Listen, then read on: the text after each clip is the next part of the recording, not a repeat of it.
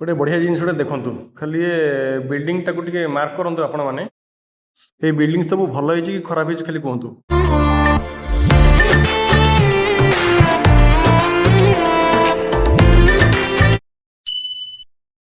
ଆମେ ଦେଖିବାରେ ଏ ବିଲ୍ଡିଂ ପାଖାପାଖି ବର୍ଷେ ହେବ କାମ ସରିଲାଣି। କାମ ସରିକି ସେଥିରୁ କାନ୍ଥରୁ ବି ସିମେଣ୍ଟ ଛାଡ଼ିଲାଣି। ଆଜି ଯାଏଁ ଏ ବିଲ୍ଡିଂର କୌଣସି ପ୍ରକାରର ସୁବିଧା ଆମେ ପାଇପାରିଲୁ ନାହିଁ। ଏ ବିଲ୍ଡିଂଟି ଆମର ଅଛି ପାରାଦ୍ୱୀପର 1 ନମ୍ବର ଗେଟ୍ ପାଖରେ। ଗୋଟେ କ୍ୟାଣ୍ଟିନ୍ କରାଯାଇଥିଲା, ଗୋଟେ କରାଯାଇଥିଲା ଆମର ରେଷ୍ଟ ରୁମ୍, ଆଉ ଗୋଟେ କରାଯାଇଥିଲା ଟଏଲେଟ୍। ଏ କ୍ୟାଣ୍ଟିନ୍ ବି ବନ୍ଦ ପଡ଼ିଛି, ତ ଏଥିରେ କୌଣସି ପ୍ରକାର ବି କାମ ହେଉନି କି କେହି ଲୋକ ଏଠି ଯାଉ ବି ନାହାନ୍ତି।